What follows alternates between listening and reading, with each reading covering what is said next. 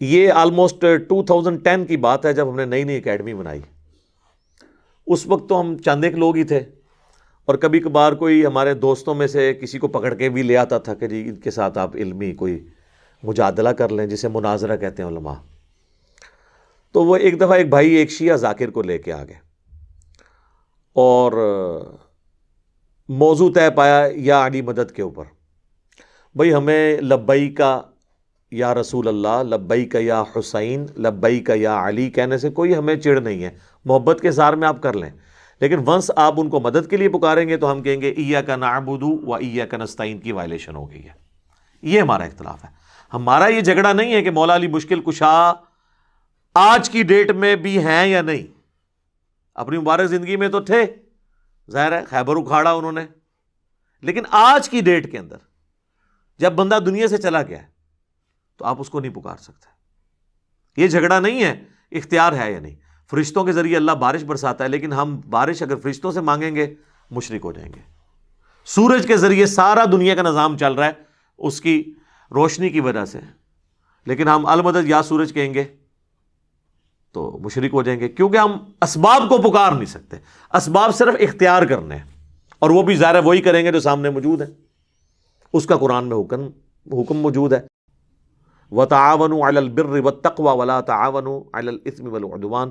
نیکی اور پرہیزگاری کے کاموں میں ایک دوسرے کی مدد کرو اور برائی کے کاموں میں ایک دوسرے کی مدد نہ کرو. ظاہری اسباب ہے. بہرحال وہی رٹے رٹائے ان کے وہ جو ہوتے ہیں لیم ایکسکیوزز، وہ آلریڈی ہم نے ریسرچ پیپر کے اندر ڈالے ہوئے ہیں.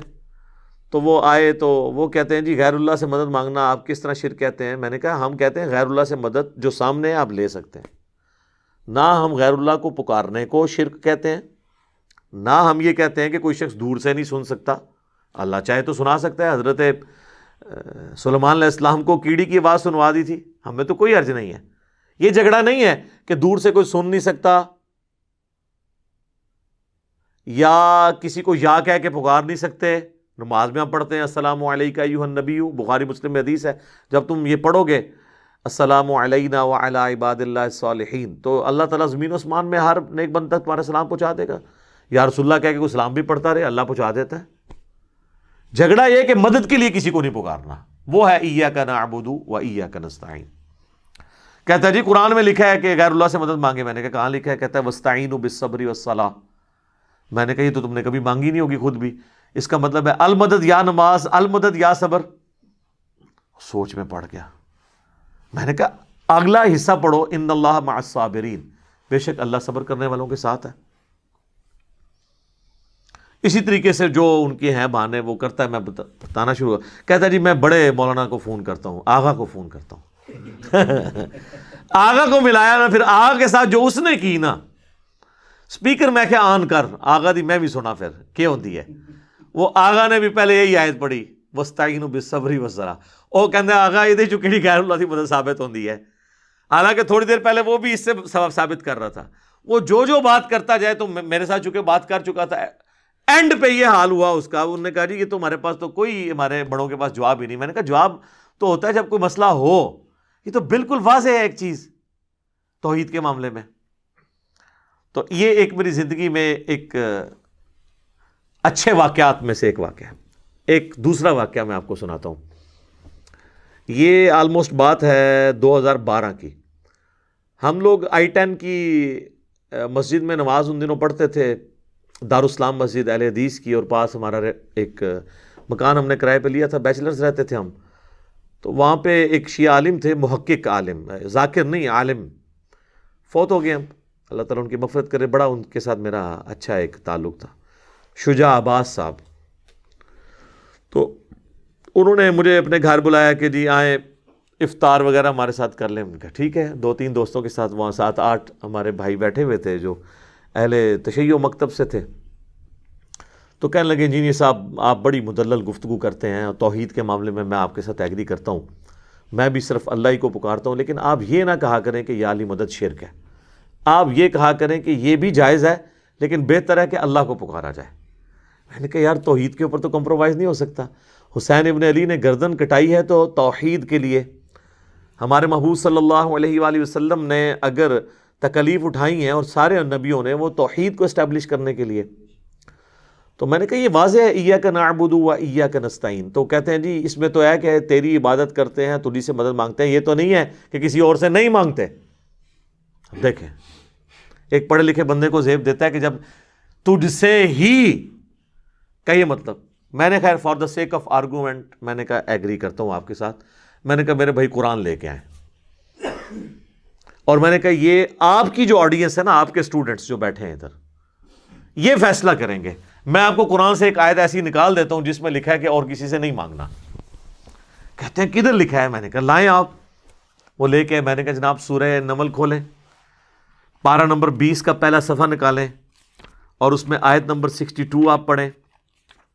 اعوذ باللہ من الشیطان الرجیم، بسم اللہ الرحمن الرحیم، امن یجیب المضطر اذا دعاہ، بھلا بتاؤ تو کون ہے جو مصیبت اور پریشانی میں گھرے ہوئے شخص کی فریاد کو، دعا کو سنتا ہے، وَيَكْشِفُ السُّوءَ، اور اس سے اس کی برائی کو، تکلیف کو دور کر دیتا ہے، وَيَجْعَلُكُمْ خُلَفَاءَ الْأَرْضِ، اور تمہیں خلیفہ کرتا ہے زمین پہ اگلوں کا، یعنی تمہارے ماں باپ مرتے ہیں تو تم خلیفہ بنتے ہو، تم مرو گے تمہاری اولاد۔ اِلَٰهٌ مَّعَ اللَّهِ، کیا اللہ کے ساتھ اور الہ بھی ہے جس کی یہ کوالٹی ہو کہ وہ مشکل اور پریشانی میں گھرے ہوئے شخص کی فریاد کو سنے اور اس کی تکلیف کو دور کرے؟ قَلِيلًا مَّا تَذَكَّرُونَ، لیکن نصیحت تو بہت کم ہی تم حاصل کرتے ہو۔ تو میں نے کہا کہ اللہ تعالیٰ نے اس میں فرما دیا ہے کہ اللہ کے سوا اگر کسی اور ہستی کے بارے میں یہ تمہارا عقیدہ ہے نا کہ وہ تمہاری تکلیف دور کرتی ہے اور دعا کو سنتی ہے، تو گویا وہ الہ ہے تمہارا دوسرا جعلی الہ تم نے بنایا ہوا ہے، چاہے وہ کوئی پیغمبر ہو، فرشتہ ہو، جن ہو، بزرگ ہو یا بابا ہو،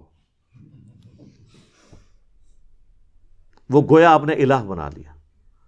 میں نے کہا جی بتائیں یہ میں نے ترجمہ ٹھیک کیا؟ ماشاءاللہ ان کو فارسی بھی آتی تھی، عربی بھی آتی تھی، انگلش بھی آتی تھی، اردو بھی، بیسیکلی وہ انڈین کشمیر کے رہنے والے تھے۔ تو کہتے ہیں جی یہ ترجمہ تو آپ کا ٹھیک ہے، لیکن میں نے کہا لیکن نہیں، آپ عوام سے فیصلہ کرواتے ہیں۔ لیکن تو اب ختم ہو گیا نا، آیت کے بعد جب ایک واضح بینات میں سے کوئی چیز آ جائے، وہاں جتنے بیٹھے تھے ان کا جی یہ سب آپ کی بات جو ہے نا 100% ٹھیک ہے، اس میں بالکل واضح موجود ہے کہ آپ نے کسی اور کو نہیں پکارنا۔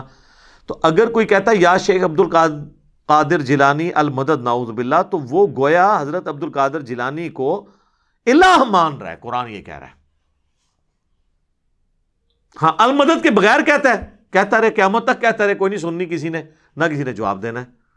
سورۃ الاحقاف میں آیا کہ جن ہستیوں کو تم پکار رہے ہو نا، نہ تو وہ تمہاری آواز سنتے ہیں، الٹا قیامت والے دن تمہارے دشمن بن جائیں گے۔ اور اس طرح کا ٹاپک قرآن پاک میں کئی جگہ ہے۔ تو ٹھیک ہے آپ لگے رہے، کوئی فرق نہیں پڑنا، المدد نہ بولیں، ویسے آپ جتنے مرضی نعرے لگانے ہیں، جس کے مرضی لگائیں، وہ آپ مجھے بھی پکارتے رہے دنیا میں کہیں بیٹھ کے، مجھے بھی نہیں پتہ چلنا، نہ آپ کو میں نے کوئی جواب دینا ہے۔ لیکن جیسے ہی آپ کہیں گے نا المدد، میری فریاد رسی کو پہنچیں، میری تکلیف دور کر دیں، سر پھر یہ معاملہ شرک میں چلا جائے گا۔ خواہ کسی مرے ہوئے کو پکاریں، خواہ کسی ایسے زندہ کو پکاریں جسے آپ سامنے دیکھ نہیں رہے یا اس سے کمیونیکیٹ نہیں کر رہے۔ ایک تو آپ فون پہ کمیونیکیٹ کر لیں، وہ پھر اسباب میں آ جائے گا، وہ بالکل ٹھیک ہو جائے گا۔ ایک تیسرا واقعہ آپ کو سناتے ہیں، یہ بات ہے 2012 ہی کی۔ ہمارے آفس میں ایک کولیگ تھے، ہم دوسرے کسی آفس میں گئے تو ہم دونوں، تو وہاں پہ ایک دعوت اسلامی کے بھائی تھے، وہاں پہ امامت کرواتے تھے، تو انہوں نے دیکھا ہمیں جب سنت کے مطابق رفع الیدین سے نماز پڑھتے ہوئے، تو انہوں نے کہا یہ نجدی کی طرح یہ کون سے نجدی ہیں جو ہمارے پیچھے نماز پڑھتے ہیں؟ حالانکہ اہل حدیث کے نزدیک تو بریلویوں کے پیچھے نماز نہیں ہوتی، بریلویوں کے نزدیک ان کے پیچھے نماز نہیں ہوتی۔ تو اسی وجہ سے ان کے دل میں ہمارے لیے نرم گوشہ پیدا ہوا، کرتے کرتے انہوں نے ہمیں اپنے گھر دعوت پہ بلا لیا، اور ہم نے موقع غنیمت جانا، ان دنوں ہمیں شوق تھا کہ چلیں لوگوں سے بات کریں، تو گئے تو اسی نیت سے کہ ان کو توحید کی بات کریں گے۔ اس نے آگے سے جال حق نکال لی مفتی احمد یار خان نعیمی صاحب کی، جو ہم نے 1994 میں پڑھی ہوئی تھی۔ اس جال حق میں جتنے شیطانی وسوسے ہیں نا توحید کے خلاف، ان سب کا جواب اس پمفلٹ دعا صرف اللہ ہی سے میں موجود ہے۔ اچھا، وہ جناب گفتگو ہوتے ہوتے کہتا جی قرآن سے کوئی ایسی آیت بتائیں جس میں اللہ تعالیٰ نے نبیوں سے مانگنے کو منع کیا ہو۔ میں نے کہا جی موجود ہے، کہتے جی کدھر؟ میں نے کہا سورۃ المائدہ کی آیت نمبر 75، مل مسیح ابن مریم الا رسول، عیسیٰ ابن مریم تو نہیں تھے مگر ایک رسول ہی، قد خلت من قبلہ الرسل، اور ان سے پہلے بھی کئی رسول گزرے ہیں، وامہ صدیقہ، اور ان کی ماں سچی عورت تھی، بیٹا اولو العزم پیغمبر، 5 پیغمبروں میں سے محمد رسول اللہ، ابراہیم خلیل اللہ، موسیٰ کلیم اللہ، اور نوح صفی اللہ، اور عیسیٰ روح اللہ۔ یہ 5 اولو العزم پیغمبر ہیں جو سورہ الشورى اور سورۃ الاحزاب میں اللہ نے بتائے ہیں۔ کوئی پیغمبر ان کے لیول کا نہیں ہے، ان میں سے ایک عیسیٰ ابن مریم ہے۔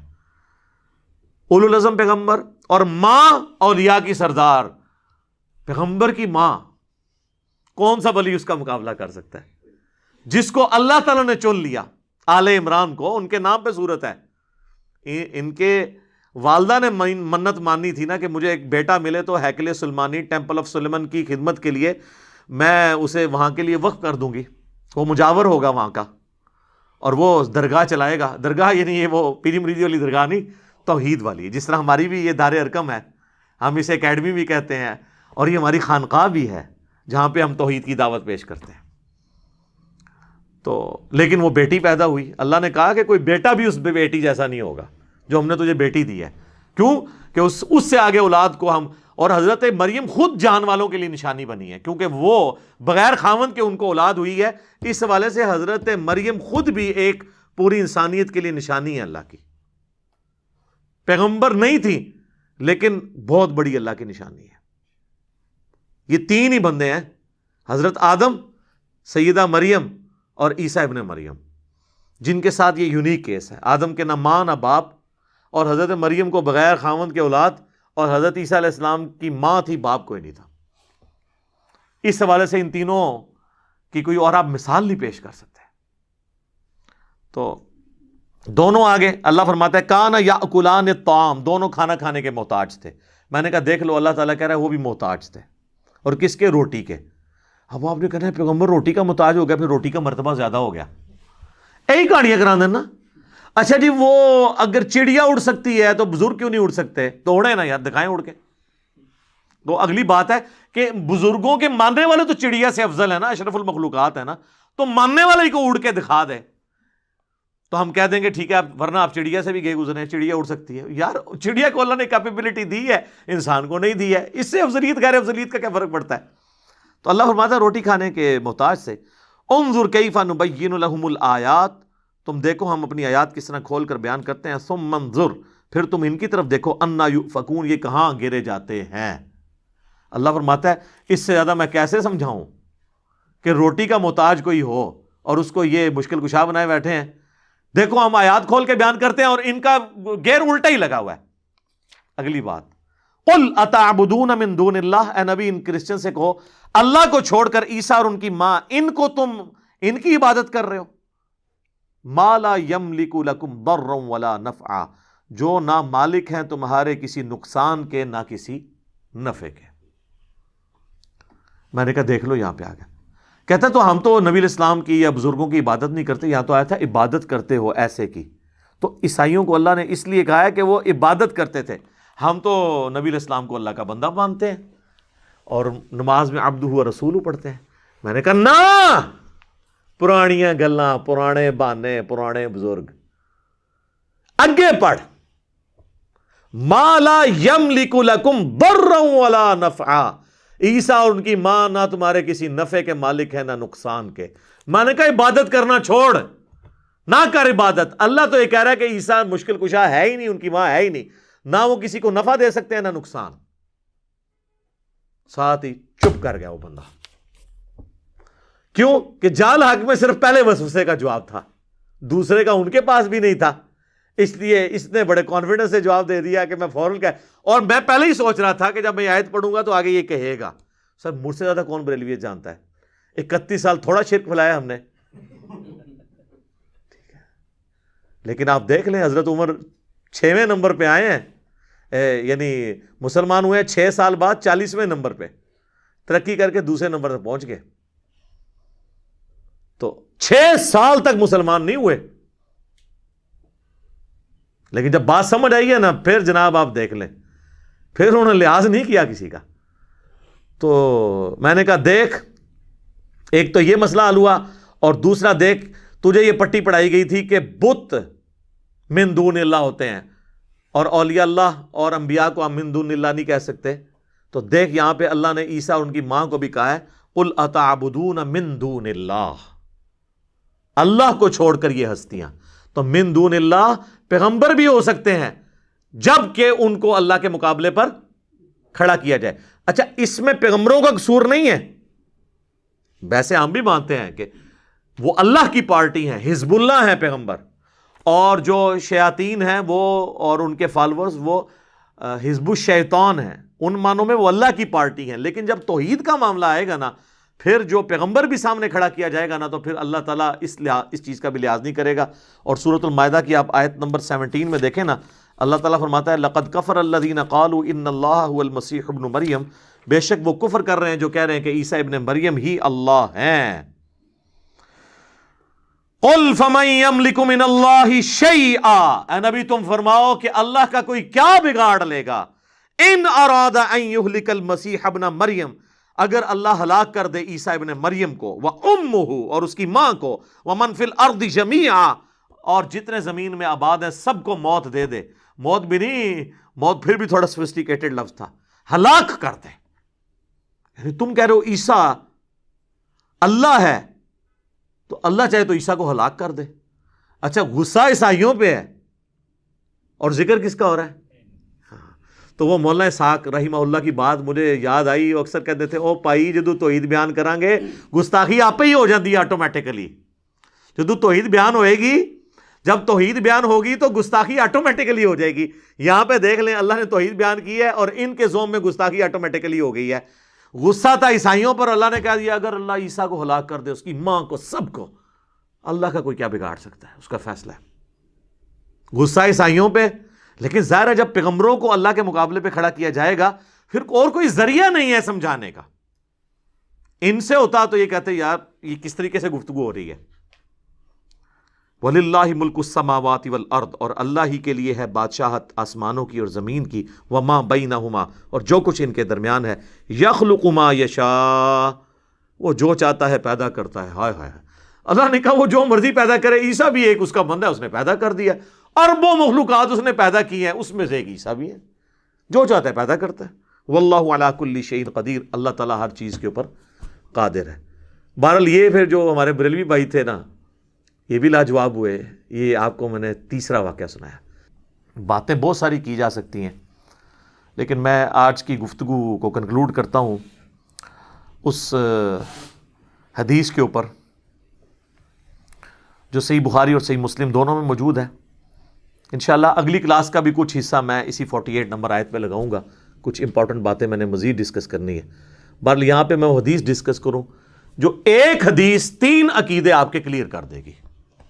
نمبر 1 عقیدہ علم الغیب، نمبر 2 عقیدہ حاضر و ناظر، اور نمبر 3 عقیدہ استعانت، غیر اللہ سے مدد کے لیے پکارنا۔ ایک حدیث جو بخاری مسلم دونوں میں نے پمفلٹ میں بھی ڈالی ہوئی ہے۔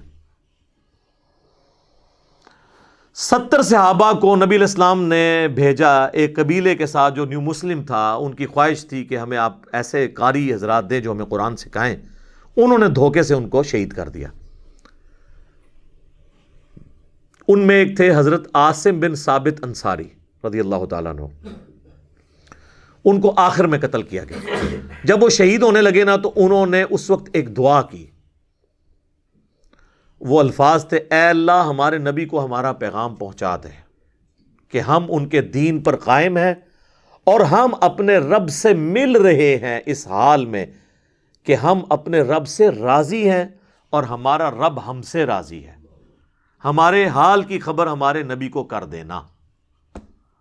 اور صحیح بخاری کے الفاظ ہیں، نبی علیہ السلام مسجد نبی میں بیٹھے ہوئے ہیں اور آپ علیہ السلام پہ غم کی کیفیت ہے، اور آپ کہتے ہیں کہ تمہارے ساتھیوں کو ظلماً شہید کر دیا گیا، دھوکے سے لے گئے تھے قرآن کی تعلیم کے لیے اور راستے میں مار دیا۔ تو اور بخاری مسلم میں آتا ہے نبی علیہ السلام نے کتنے دن تک قنوت نازلہ بھی پڑھی تھی 70 قاریوں کے قتل ہونے کے اوپر۔ یار اتنی محنت سے 70 بندے تیار کیے، یہ اس زمانے کی بات ہے جب چند گنتی کے لوگ تھے جو حضور کے ساتھ تھے، تو اس میں 70 تو بہت بڑا فگر تھا۔ تو تمہارے بھائیوں نے، مجھے جبرائیل نے خبر دی ہے کہ تمہارے بھائیوں نے مرتے مرتے یہ دعا کی ہے کہ اے اللہ ہمارے نبی کو ہمارے حال کی خبر کر دینا، ہم اپنے رب سے مل رہے ہیں اس حال میں کہ ان کے دین پر قائم ہے، تاکہ ہمارے نبی کو تسلی رہے کہ ہم نے آخری وقت تک حضور کا دین نہیں چھوڑا۔ اتنی بڑی آزمائش میں ایک ایک بندہ ہماری آنکھوں کے سامنے قتل ہوا ہے، اور آخر میں مر رہا ہوں اور میں بھی اپنی جان دے رہا ہوں، لیکن حضور کے دین نہیں ہم نے چھوڑا، ہمارے نبی کو ہمارا یہ پیغام پہنچا دینا۔ اور اس حال میں کہ ہم اپنے رب سے راضی ہیں اس تکلیف میں بھی، اور ہمارا رب ہم سے راضی۔ وہی یا ایتھا النفس المطمئنہ ارجعی الی ربک راضیۃ مرضیہ فادخلی فی عبادی وادخلی جنتی۔ تو نبی علیہ السلام فرماتے ہیں کہ جبرائیل میرے پاس آیا، انہوں نے مجھے یہ خبر دی ہے۔ سر اس حدیث سے یہ پتہ چل گیا کہ نبی علیہ السلام جب دنیا میں بھی موجود تھے اس وقت بھی صحابہ ڈائریکٹ رسول اللہ کو مدد کے لیے پکارتے نہیں تھے، بلکہ کہا اے اللہ ہمارے نبی کو ہمارا پیغام پہنچا دینا۔ ان کا یہ عقیدہ نہیں تھا علم الغیب والا۔ دوسرا، ان کا یہ عقیدہ بھی نہیں تھا کہ نبی علیہ السلام یہاں موجود ہیں، تو وہ کہہ رہے ہوتے کہ حاضر و ناظر ہیں، جس طرح یہ کہتے ہیں کہ قبر اطہر کے اندر موجود ہے لیکن وہاں بیٹھ کے دیکھ رہے ہیں ہم سب کو۔ ان کا عقیدہ نہیں تھا کہ مسجد نبوی میں بیٹھے ہوئے اور وہاں بیٹھ کے ہمیں دیکھ رہے ہیں، ورنہ وہ کہتے یا رسول اللہ دیکھ لیں، ہم جان دے رہے ہیں، اے اللہ ہمارے نبی کو بتا دینا۔ ان کا یہ بھی عقیدہ تھا کہ اللہ بتائے گا تو پتہ چلے گا۔ نہ حضور یہاں پہ حاضر و ناظر ہیں، نہ علم غیب ہے، اور نہ انہوں نے حضور سے مدد مانگی، مدد بھی اللہ ہی سے مانگی۔ اور آپ دیکھیں انہوں نے یہ بھی نہیں کہا کہ اے جبرائیل ہمارے نبی کو خبر دے دینا، جبرائیل کو بھی مدد کے لیے نہیں پکارا۔ لہٰذا ہم یہ کہتے ہیں یہ جو نعت ہے نا، فرشتوں یہ پیغام دے دو کہ خادم تمہارا صحیح آ رہا ہے، یہ بھی شرک کے الفاظ ہیں۔ فرشتوں کو آپ کوئی پیغام نہیں دے سکتے۔ وہ ٹھیک ہے سنن نسائی میں حدیث ہے کہ زمین میں کچھ فرشتے سیاحت کرتے ہیں، میرے امتیوں کا سلام مجھ تک پہنچاتے ہیں، جو ہم پڑھتے ہیں السلام علیکہ ایھا النبی نماز میں، لیکن ان کی ڈیوٹی اللہ نے لگائی ہے، آپ نے فرشتوں کو نہیں پکارنا۔ یہ اسی طریقے سے ہے کہ اے میکائیل بارش برسا دے کہ گرمی کا موسم قریب آ رہا ہے، اے وہی ہے، ایک کہانی شریف ہی ہے، ٹھیک ہے۔ تو نہ جبرائیل کو پکار سکتے ہیں نہ میکائیل کو پکار سکتے ہیں۔ اللہ تعالیٰ توحید کے معاملے میں تو کسی کو اپنے ساتھ برداشت کرنے کے لیے تیار نہیں، ناٹ ایٹ آل۔ تو یہ حدیث میں اکثر کہتا ہوں کہ یہ ایک حدیث 3 عقیدے کلیئر کرتی ہے: علم الغیب کا عقیدہ، حاضر و ناظر کا عقیدہ، اور غیر اللہ کو مدد کے لیے پکارنے کا عقیدہ۔ تینوں کے تینوں عقیدے جو انہوں نے فراڈ پہ مبنی ہیں ان کے، اور جو جائز اس کی صورتیں وہ ہم مانتے ہیں۔ اس پہ آپ علم الغیب پہ میں نے 2 لیکچر دیے ہیں، مسئلہ 6A اور 6B۔ 6A علم الغیب سے متعلق ہے، 6B کشف الہام اور خوابوں سے متعلق، مسئلہ نمبر 7 حاضر و ناظر سے متعلق ہے، اور استانت کے اوپر مسئلہ نمبر 3 ہے، اور اسی پہ ریسرچ پیپر نمبر 3 ہے، دعا صرف اللہ ہی سے۔ تو میری تو خواہش تھی کہ آج یہ گفتگو مکمل ہو جاتی، لیکن ابھی بھی کچھ چیزیں ہیں وہ انشاءاللہ میں اگلی دفعہ ڈسکس کروں گا۔ اللہ تعالیٰ سے دعا ہے جو حق بات میں نے کہی اللہ تعالیٰ ہمارے دلوں میں راسخ فرمائے۔ اگر جذبات میں میرے منہ سے کوئی غلط بات نکل گئی تو اللہ تعالیٰ ہمارے دلوں سے اسے محو کر دے، دھو دے، ہمیں معاف بھی فرما دے، ہمیں کتاب و سنت کی تعلیمات پر عمل کر کے دوسرے بھائیوں تک پہنچانے کی توفیق عطا فرمائے۔ سبحانک اللہم و بحمدک، اشہد ان لا الہ الا انت، استغفرک و اتوب الیک، وما علینا الا البلاغ المبین۔ جزاکم اللہ خیرا۔